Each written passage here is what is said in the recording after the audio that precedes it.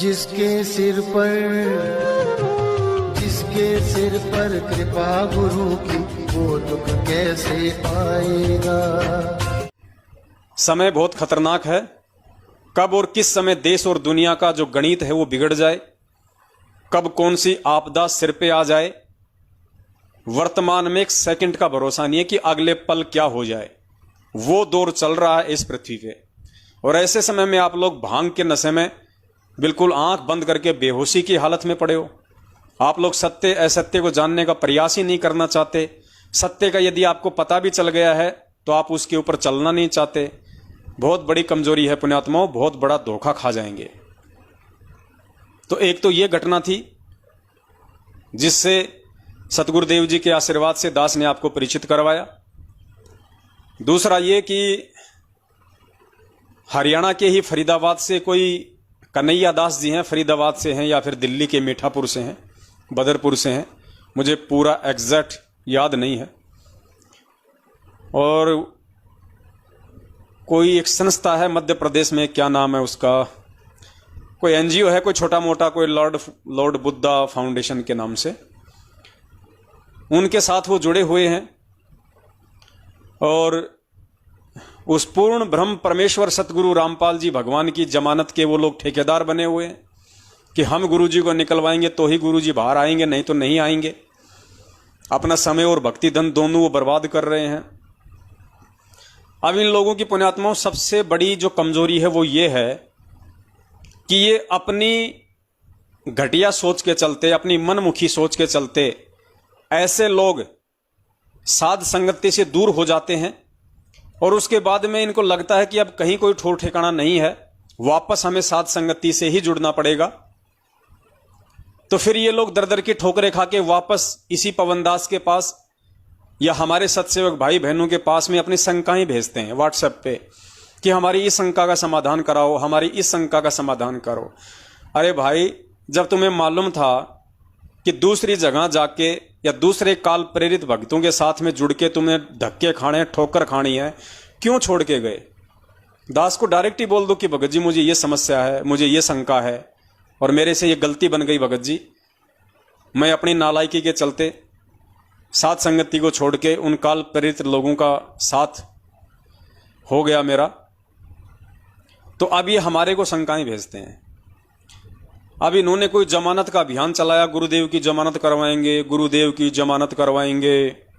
बेचारे भोले भाले भक्तों से जो नादान थे या नए नए जुड़े थे, उस लॉर्ड बुद्धा नाम के संस्था ने 500 या पता नहीं 1500 रुपये लेके उनसे फार्म भरवा लिए कि हम गुरुजी की जमानत करवाएंगे, अपना एफिडेविट दो।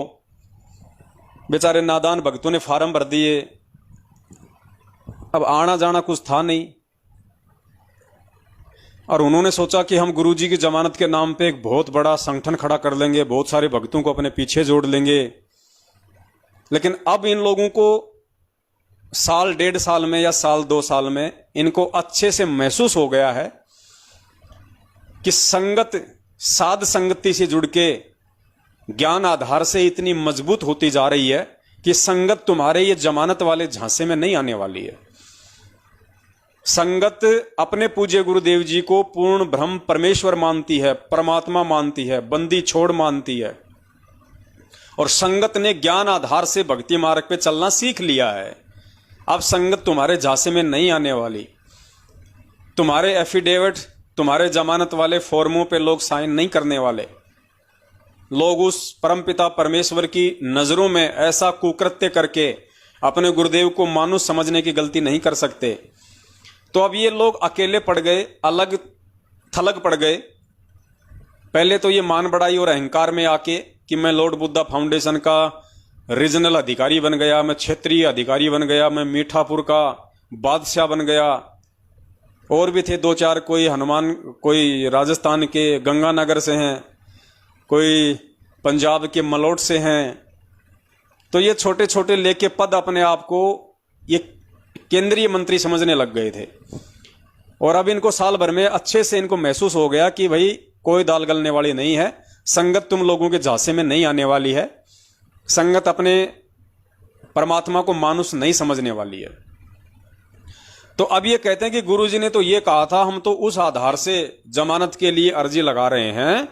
गुरुजी ने एक सत्संग में कहा था कि पुण्यात्माओं, हमने कानूनी तरीके से आगे बढ़ना है।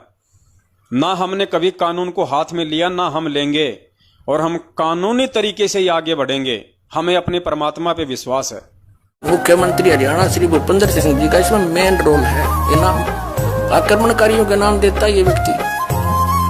तो जितनी ये जांच हो जाएगी, इस टाइम तो आवेगा, समय आता है। सदा हमारे बुरे दिन थोड़े रहेंगे, कदे तो सुनेगा हमारी भी दिन होगी परमात्मा।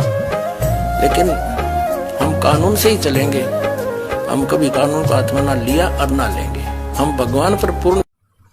इस छोटे से सत्संग का ये लोग हवाला देते हैं, जो सत्संग परमपिता परमेश्वर ने बरवाला कांड 2014 से पहले किया था। और इसी आधार पे गुरुदेव के उस सत्संग के संकेत को ना समझ के, इशारे को ना समझ के, क्योंकि पुण्यात्मा दास पहले भी कह चुका है, धरती पे तत्वदर्शी संत प्रकट है। और उस तत्वदर्शी संत के सत्संगों को समझना श्रीमद् भागवत गीता को समझने से भी टेढ़ी खीर है। आप गीता को समझ सकते हैं, लेकिन गुरुदेव के सत्संगों में जो संकेत हैं, जो इशारे हैं, उनको समझना बेहद मुश्किल है। उनको तो वही प्राणी समझ सकता है, वही भगत समझ सकता है, जिस पे स्वयं गुरुदेव ने समझने की दया कर रखी हो, दया बख्शिश कर रखी हो। परमात्मा कहते हैं, सब सुमरे अपने अनुमाना, तो गति लखी न जाए। और कहे कबीर कृपया कर जन पे, ज्यों की त्यों समझाए। जिस पे सतगुरु की मेहर हो, सतगुरु की रजा हो, जिसको सतगुरु समझाना चाहेगा या जिसको आगे खड़ा करना चाहेगा, जिसको निमित्त बनाना चाहेगा, वही उन संकेतों को समझ सकता है। तो ये भाई धोखा खा गए गुरुदेव के उस सत्संग के वास्तविक संकेत को ना समझ के, और मान बढ़ाई में आके इन्होंने गुरुदेव की जमानत का ठेका ले लिया। कुछ समय के लिए ये लोग ठेकेदार बन गए, और अब इनकी स्थिति वो हो रही है जो कहते हैं कि धोबी का कुत्ता, ना घर का ना घाट का। अब ना तो ये उधर के रहे, दो भगत इनके साथ में खड़े नहीं हो रहे, अकेले ये कुछ कर नहीं सकते, और वापस ये मारे शर्म के साथ संगति से ये जुड़ नहीं सकते। लेकिन हमारी तो इनसे प्रार्थना है, विनती है कि भैया, साध संगति का जो प्रोग्राम है, ये कोई सरकारी संस्था नहीं है जो एक मोटी रकम देके आपको जुड़ना होता है। आप अपने घर पे परमपिता परमेश्वर का, जहां भी आपने दरबार लगा रखा है गुरुदेव का, आप उनसे दंडवत समायाचना कीजिए, अपनी उस गलती के लिए आप जी माफी मांगिए, वापस साथ संगति से जुड़ जाइए। हमें तो बड़ी खुशी होगी कि हमारा एक भटका हुआ भाई वापस आ गया। अब पुण्यात्माओं, उस भाई की शंका का परमात्मा समाधान करवाते हैं एक छोटे से सत्संग के आधार से, जो सत्संग पूज्य गुरुदेव जी ने 2014 से पहले किया था। और उस कानूनी प्रक्रिया का क्या मतलब है, यह भी आपको समझाएंगे। पहले आप पूज्य गुरुदेव जी का यह सत्संग सुन लीजिए।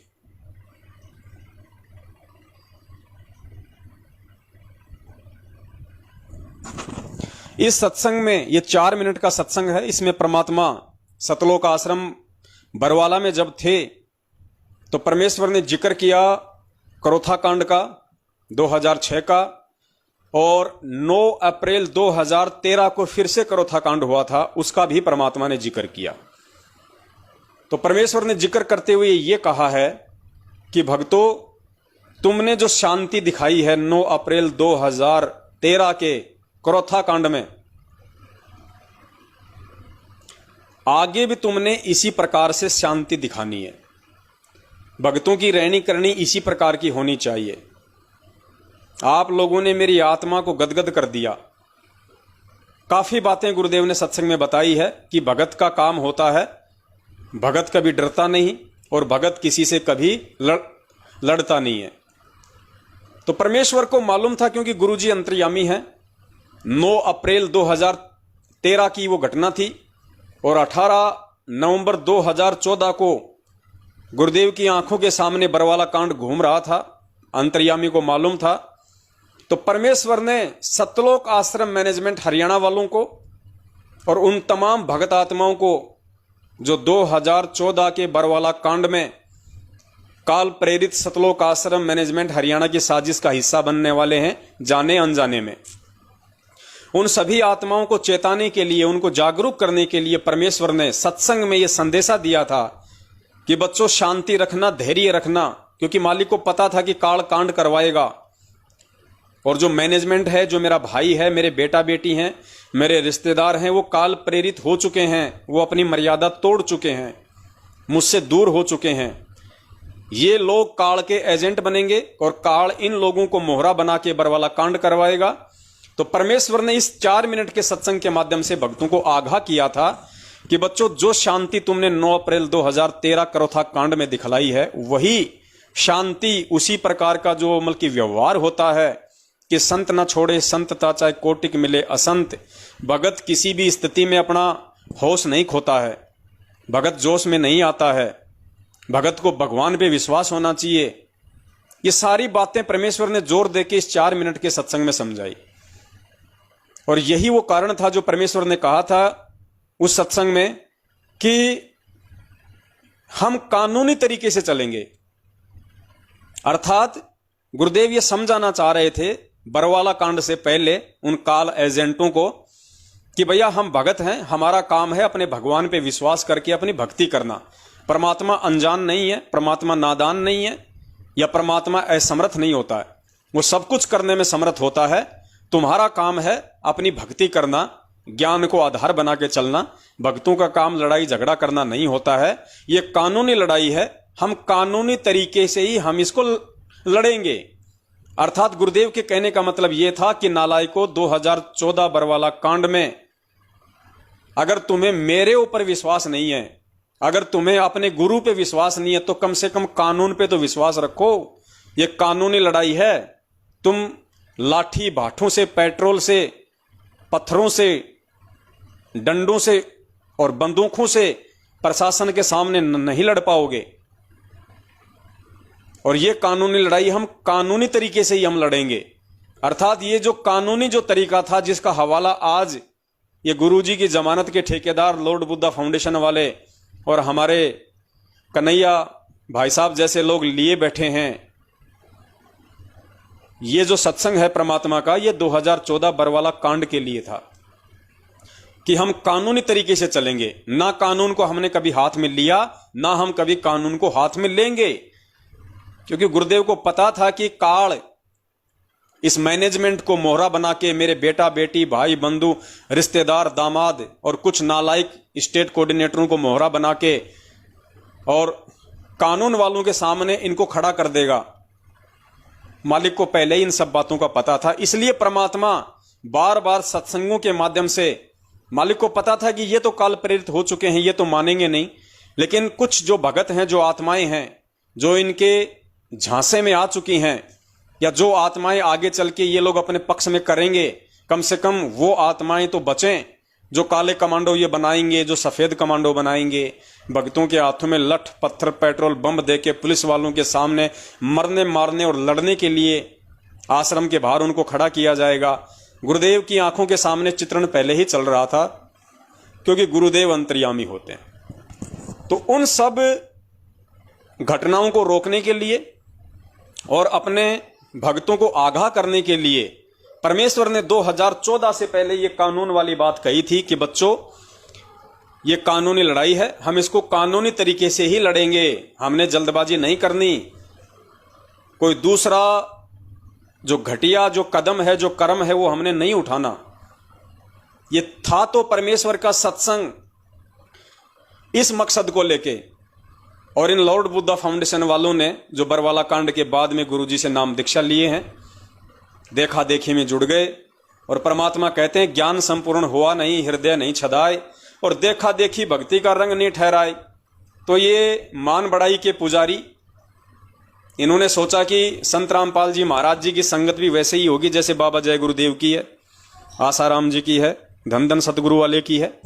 थोड़ा बहुत इनको लोभ लालच दो, थोड़ा बहुत इनको थोड़ा सा डिफरेंट दिखाओ अपने आप को कि हम गुरुजी के लिए ये करना चाहते हैं, हम ये कर रहे हैं, तो संगत मूर्ख है, हमारे पीछे जुड़ जाएगी। और मेरा जो एनजीओ है, मुझे मेरे एनजीओ के सदस्य बढ़ाने का मौका मिल जाएगा। उनका मकसद था ये। और 500 रुपए के नाम पे वो एफिडेविट बनवाना, फार्म भरवाना, उस संस्था का भक्तों को मेंबर बनाना, तो इन्होंने हो सकता है 20, 30, 40 हजार रुपये भी अपने जेब में डाल लिए। तो मकसद इन लोगों का ये था। अब आप पूज्य गुरुदेव जी का 4 मिनट का वो सत्संग सुनिए, जिससे आपको क्लियर हो जाएगा कि वास्तव में गुरुदेव का मकसद वो कानूनी जो दाव पेच वाली बात है कि हम एक कानूनी लड़ाई कानून के हिसाब से ही हम लड़ेंगे, केवल 2014 के बरवाला कांड को हल्का करने के लिए या रोकने के लिए और अपनी उन तमाम आत्माओं को आगाह करने के लिए था, ना कि आज वर्तमान में गुरुदेव की जमानत के ठेकेदार बनने के लिए। पुण्यात्माओं, अगर ये लोग समझ जाते परमेश्वर के ज्ञान को और परमेश्वर के मिशन को, तो आज ये सत्सेवकों के साथ मिलकर अपने भटके हुए भगत भाई बहनों को जगाने की ओर अग्रसर होते, ना कि गुरु जी के ठेकेदार बनते। भगत बीज पलटे नहीं, चाहे आए पड़ोसो झोल, और जय कंचन बिष्टा पड़े, घटे नता का मोल। यदि सोने को, गोल्ड को टट्टी के अंदर डाल दिया जाए, उसकी कीमत कम नहीं होती। जिसको पता लगता है कि गोल्ड है, उठाकर साफ करके और अपनी तिजोरी में रख लेता है।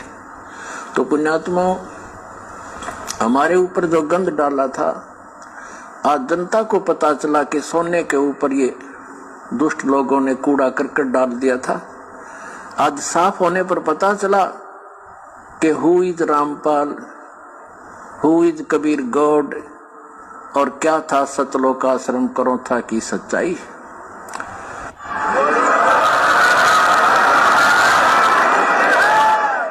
पुण्यात्माओं, दुष्ट लोगों का काम तो उनका स्वभाव ही होता है दुष्ट कर्म करने का, और साधु संतों का काम होता है, स्वभाव जो उनका होता है परमार्थ ही करने का।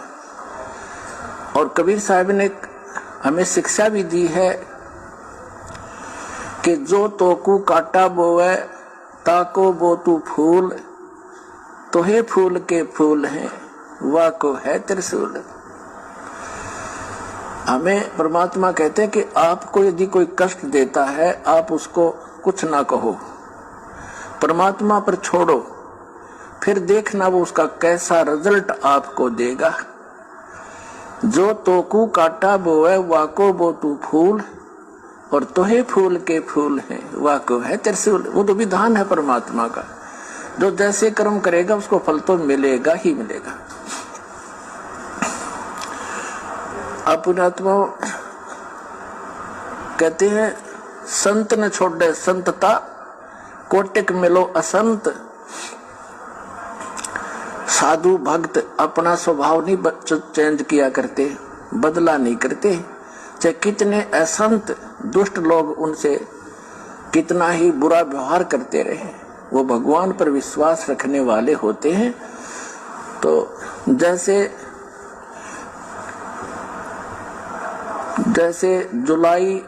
12 जुलाई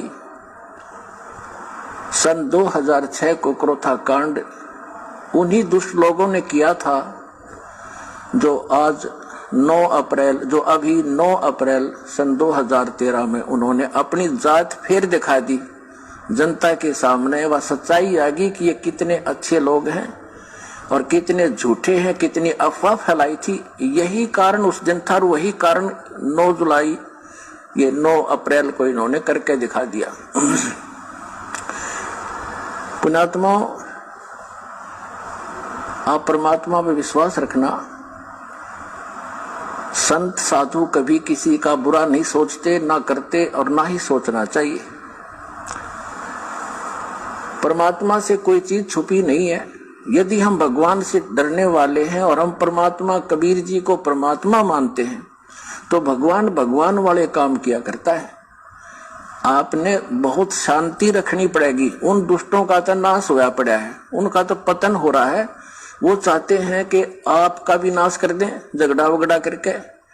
आपने जो सही, देखो पुण्यात्माओं, यहाँ गुरुदेव कितने प्यार से आने वाली उस घटना से अपने बच्चों को बचाने के लिए समझा रहे हैं कि पुण्यात्माओं, अगर आपको भगवान पे विश्वास है, अपने कबीर परमात्मा पे विश्वास है, तो भगवान भगवान वाले काम किया करता है। और आगे पूज्य गुरुदेव जी उन काल प्रेरित सतलोक आश्रम मैनेजमेंट हरियाणा वालों से संगत को आगाह कर रहे हैं, क्योंकि पुण्यात्माओं 2014 के बरवाला कांड में आर्य समाजियों का -0% भी कोई लेन देन नहीं है। 2014 के बरवाला कांड में 0% भी लेना देना किसी भी आर्य समाजी का नहीं है। और यदि किसी आर्य समाजी का लेना देना है तो दास कई बार बोल चुका है, पिछले 7 वर्षों से तकरीबन 700 बार बोल चुका है। यदि 2014 का बरवाला कांड आर्य समाजियों ने करवाया है या 2014 के बरवाला कांड में किसी एक भी आर्य समाजी का हाथ है, तो जाहिर सी बात है हमारे गुरुदेव तो अपने बयानों में इस बात का जिक्र करेंगे, क्योंकि गुरुदेव तो वैसे भी अंतर्यामी हैं और मालिक तो कभी झूठ बोलते नहीं। तो गुरुदेव ने कोर्ट में अपने जो बयान दिए होंगे, पुलिस प्रशासन को अपने जो बयान दिए होंगे, उन बयानों में परमात्मा ने 2014 बरवाला कांड का दोषी किसको बताया है। अगर आर्य समाजियों का दोष है तो सतवादी परमात्मा तो आर्य समाजियों का नाम लेगा, और यदि सतलोक आश्रम मैनेजमेंट हरियाणा का दोष है तो गुरुदेव उन्हीं का नाम लेंगे। लेकिन 7 साल हो गई सतलोक आश्रम मैनेजमेंट हरियाणा वालों को, इन्होंने संगत में अपने गुरुदेव के बयान की एक भी कॉपी वायरल नहीं की, क्योंकि इनको अच्छे से पता है कि गुरुदेव ने तुम्हारे खिलाफ बयान दे रखे हैं, क्योंकि बयान इन लोगों के पास में, इनके वकीलों के पास में, एपी सिंह के पास में। लेकिन इन लोगों ने संगत को ना कभी सच्चाई बताई कि गुरुजी ने तो सतलोक आश्रम मैनेजमेंट हरियाणा और अपने परिवार वालों के खिलाफ ही बयान दे रखे हैं कि बरवाला कांड के असली दोषी ये हैं। तो इन्होंने तो हमें बयान नहीं दिए, लेकिन परमपिता परमेश्वर ने बहुत बड़ी हम पे मेहर की, हम पे दया करी। जेल जाते जाते परमात्मा ने मीडिया के सामने अपनी एक छोटी सी बाइट जो दी थी, उन्होंने इंटरव्यू दिया था, उसमें गुरुदेव ने स्पष्ट कर दिया कि बरवाला कांड का दोषी कौन है। मीडिया वालों ने कहा कि बाबा आप अपने आप को संत कहते हैं, आपके आश्रम में आपके वहां पे इतने जो है वो गुंडे खड़े थे, काले कपड़े वाले खड़े थे। तो गुरुजी ने पूरी दुनिया के सामने लाइव कहा मीडिया को कि वो मेरे नहीं थे, वो राष्ट्रीय समाज सेवा समिति अर्थात सतलोक आश्रम मैनेजमेंट हरियाणा के थे।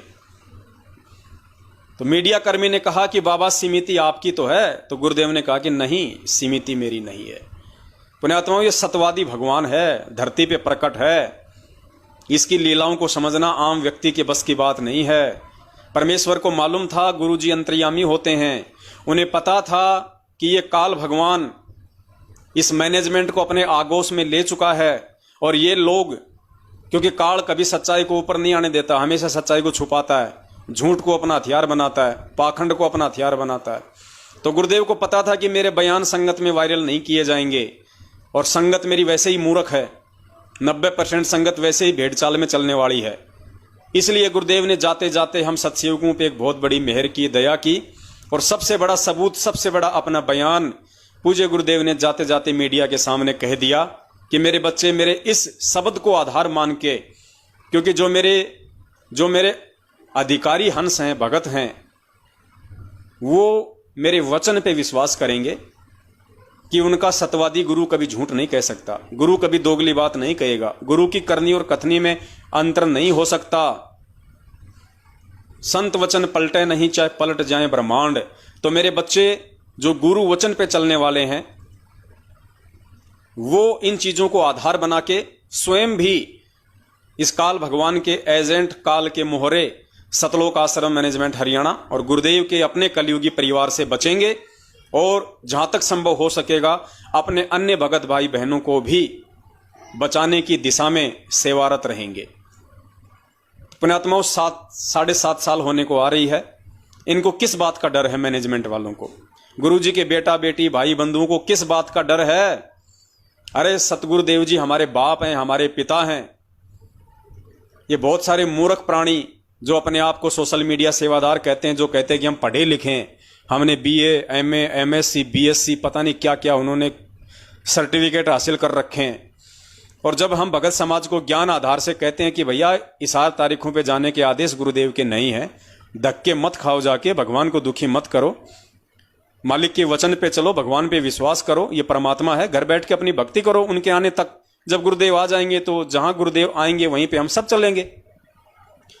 तो ये नादान प्राणी अपने आप को जो पढ़े लिखे कहते हैं, जो मूर्खों की संख्या में हैं, ये कहते हैं कि यदि तुम्हारा खुद का बाप आज अगर हिसार जेल में होता तो भी क्या तुम उससे मिलने नहीं जाते तारीखों पे? अब इन नादानों को कौन समझाए? अब मैं तुमसे सवाल करता हूं, यदि तुम्हारा खुद का बाप हिसार जेल में बैठा होता तो भी क्या तुम उन वकीलों से अपने बाप के बयानों की फोटोकॉपी नहीं मांगते? क्या तुम ये जानने का प्रयास नहीं करते कि मेरे बाप ने कोर्ट में पुलिस के सामने किसके खिलाफ और क्या बयान दिए हैं, ताकि उसी आधार से मैं कानूनी जो प्रक्रिया है मैं उसको आगे बढ़ाऊं? कौन मेरे गुरुदेव का दुश्मन है, कौन मेरे गुरुदेव का मित्र है, मेरे गुरुदेव ने किसके खिलाफ बयान दिए हैं, क्या आपको जानने का अधिकार नहीं है? तो यहां तुम्हारा वो ज्ञान कहां फेल हो जाता है भाई? लेकिन तुम चापलूसों में इतनी भी हिम्मत नहीं है, तुम अकल के अंधों में इतनी भी तमीज नहीं है, तुम्हारे अंदर इतनी भी हिम्मत और सांस नहीं है, जो तुम अपने अपने नामदान केंद्र वालों से, अपने अपने कोऑर्डिनेटरों से या गुरुजी के परिवार वालों से एक दफा भी ये कहने की हिम्मत कर सको कि भाई गुरुदेव के बयान संगत में वायरल करने से तुम्हें किस बात का डर है, किस बात का भय है? गुरुदेव कभी झूठ तो बोलेंगे नहीं, जो दोषी है गुरुदेव तो अपने बयानों में उसी का नाम लेंगे। तो हमें भी पता चले कम से कम, कहीं ऐसा तो नहीं कि हम जो है वो बिना जानकारी के और गलत लोगों का साथ दे दें। तो कम से कम हमें गुरुजी के बयान तो दिखा दो, सही क्या है और गलत क्या है। लेकिन 90% चापलूस संगत की आज औकात नहीं है कि वो इन काल एजेंट सतलोक आश्रम मैनेजमेंट हरियाणा वालों से, अपने अपने फर्जी नामदान संचालकों से और मूर्ख कोऑर्डिनेटरों से इस बात का सवाल कर सकें, अपने ही बाप के बयानों की फोटो कॉपी मांग सकें। तो तुम काहे के भगत हो? काहे की तुम भक्ति कर रहे हो? ड्रामा कर रहे हो, ड्रामा। और ये ड्रामा करने वाले देखना आने वाले समय में इनके पंख काट लिए जाएंगे काल भगवान के द्वारा। तो यहां गुरुदेव समझा रहे हैं कि पुण्यात्माओं, भगत कभी भी अपना संयम नहीं खोता है। और अगर तुम्हें विश्वास है कि who is Rampal, who is Kabir गोड, तो तुम्हारे को विश्वास रखना चाहिए। और फिर आगे गुरुदेव कह रहे हैं कि उन दुष्टों का तो नाश होया पड़ा है। किन दुष्टों का? यहां गुरुदेव संकेत कर रहे हैं अपने परिवार वालों का, सतलोक आश्रम मैनेजमेंट हरियाणा का, उन तमाम स्टेट कोऑर्डिनेटरों का जो 2014 से पहले ही काल प्रेरित होकर महेंद्र भगोड़े के आश्रम में चापलूसी करने लग गए थे। गुरुजी को कम और अपने सेकंड गुरु महेंद्र भगोड़े को ज्यादा महत्व देने लग गए थे, जो काल प्रेरित हो चुके थे। गुरुदेव को पता था कि ये इस कांड में मुख्य भूमिका निभाएंगे, ये काल का मोहरा बने हुए हैं। तो गुरुदेव कह रहे हैं कि उन दुष्टों का तो नाश होया पड़ा है और वो चाहते हैं कि तुम्हारा भी नाश कर दें, अर्थात संगत का भी नाश कर दें। मालिक को पता था कि बेचारी भोली संगत को कमांडो बना के खड़ा करेंगे। बताओ, हम पूर्ण परमेश्वर की भक्ति कर रहे, हम अपने आप को कबीर पंथी कहते हैं, और कबीर पंथ की तो वैसे भी एक पहचान है सफेद पोशाक। सफेद पोशाक यानी शांति का प्रतीक, सहजता का प्रतीक, साधुता का प्रतीक, विनम्रता का प्रतीक, आधीनी का प्रतीक। इन्होंने उन सभी मापदंडों के विपरीत, और बेचारे हमारे जैसे युवा भक्तों को उस समय, जिनको इतना ज्ञान नहीं था, जो गुरुदेव के सत्संगों पे इतना विचार नहीं कर पाए थे, बेचारों को काले कपड़े पहना के, हाथों में डंडा, पत्थर, पेट्रोल बम दे दे के और उनको कमांडो बना दिया। गए थे आश्रम में भक्ति करने, बना दिया हमारे को वहां पे कमांडो, गुंडा और मवाली, गुरुदेव को बदनाम करवाने के लिए, आश्रम को नष्ट करवाने के लिए, संगत को छिन्न भिन्न करवाने के लिए। तो मालिक को पता था, अंतर्यामी को, इसलिए गुरुदेव बार बार सत्संग में इन बातों का जिक्र किया करते थे कि भक्तों, यदि तुम्हें विश्वास है अपने भगवान पे, तो भगवान भगवान वाले काम किया करता है, तुम कानून हाथ में मत लेना। संत का काम होता है सहजता में रहना। जो तोको काटा बोवे ताको बो तू फूल, गुरुदेव कह रहे हैं। और फिर परमात्मा कह रहे हैं उन दुष्टों का तो नाश होया पड़ा है, वो तो चाहते हैं कि तुम्हारा भी नाश कर दें, अर्थात संगत का भी नाश कर दें। और उन्होंने बरवाला कांड में काफी संख्या में संगत का भी नाश कर डाला, जिसके विषय में गुरुदेव पहले से ही आगाह कर रहे थे। सुनिए। परमात्मा से कोई चीज छुपी नहीं है। यदि हम भगवान से डरने वाले हैं और हम परमात्मा, कबीर जी को परमात्मा मानते हैं, तो भगवान भगवान वाले काम किया करता है। आपने बहुत शांति रखनी पड़ेगी। उन दुष्टों का तो नाश हुआ पड़ा है, उनका तो पतन हो रहा है। वो चाहते हैं कि आपका भी नाश कर दें झगड़ा वगड़ा करके। आपने जो संयम दिखाया 9 अप्रैल सन 2013 में करोथा के अंदर, मेरी आत्मा गदगद कर दी। बच्चों, तुमने साधुता दिखाई और आगे भी इतना संयम रखना। कहते हैं हस्ती डर माने नहीं जो स्वान भुकाई, और शीश महल को देख कर वो भौंक भौंक मर जाएं। गुरुदेव कह रहे हैं कि बच्चों, तुमने 9 अप्रैल 2013 में करोथा में जो संयम दिखाया, जो साधुता दिखाई, आगे भी तुमने ऐसी ही साधुता दिखानी है।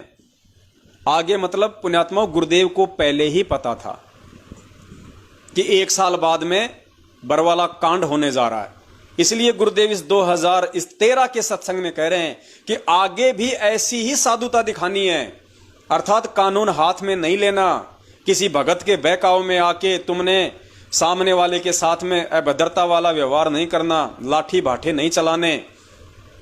परमेश्वर अंतर्यामी को पहले ही पता था, इसलिए गुरुदेव कह रहे हैं कि आगे भी ऐसी ही साधुता दिखाना। लेकिन पुण्यात्मा, भगत समाज परमेश्वर के इन इशारों को नहीं समझ पाया। ये दास भी निकृष्ट नीच व्यक्ति, जो इन काल एजेंटों के बहकाव में आके वहां पे काले कपड़े पहन के वहां पे कमांडो बन के खड़ा हुआ था। क्योंकि 13 या 12 अप्रैल 2013 को दास ने नाम लिया था। 1 साल ही हुआ था नाम लिए हुए। अगले साल इन दुष्टों ने वहां पे करोथा कांड करवा दिया, बरवाला कांड करवा दिया।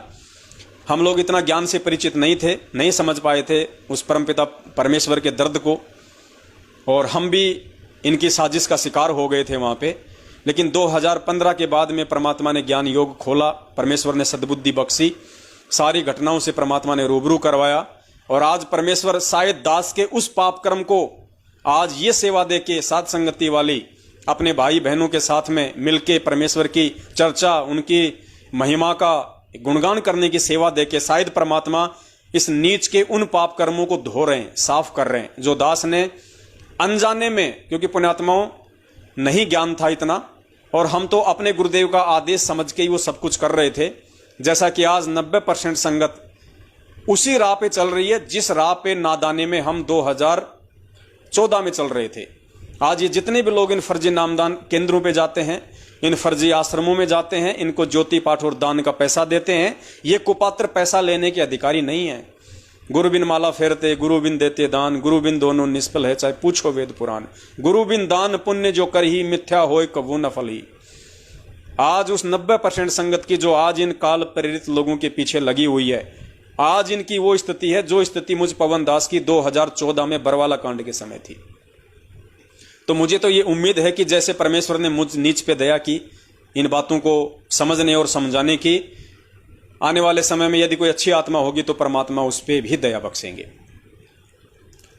तो सारी चीजें परमात्मा ने पहले ही क्लियर कर दी थी। तो वो जो कुछ भाई इस समय 5-7 जो उस लॉर्ड बुद्धा नाम की संस्था के पीछे लग के पागल हो रहे हैं और गुरुदेव की जमानत के ठेकेदार बने फिर रहे हैं, उनको परमपिता परमेश्वर जी के इस सत्संग को आधार बना के ये समझना चाहिए कि वो बात जो गुरुदेव कह रहे थे कि हमने ना कभी कानून तोड़ा है ना तोड़ेंगे और हम कानून के हिसाब से ही हम चलेंगे, ये बातें गुरुदेव उन काल एजेंटों को 2014 बरवाला कांड से पहले बार बार समझा रहे थे कि नालायकों कानून हाथ में मत ले लेना, आगे भी ऐसी साधुता दिखाना, आगे भी ऐसा व्यवहार करना, बदनामी का कारण मन मत बन जाना। लेकिन काल एजेंट थे, परमेश्वर की मर्यादा से दूर हो चुके थे, और कुछ रजा इसमें उस परमात्मा की भी होती है। मालिक को भी ये देखना था कि देखे 27 साल से मैंने जो ज्ञान दिया है भगत समाज को, 5-10 साल अगर मैं इनसे दूर हो जाता हूं तो मेरे ज्ञान पे वो कितना टिकते हैं, कितना चलते हैं। यहाँ खाली आश्रम में शनिवार और रविवार के दिन खाली खीर खाने आते थे या सत्संग सुनने आया करते थे।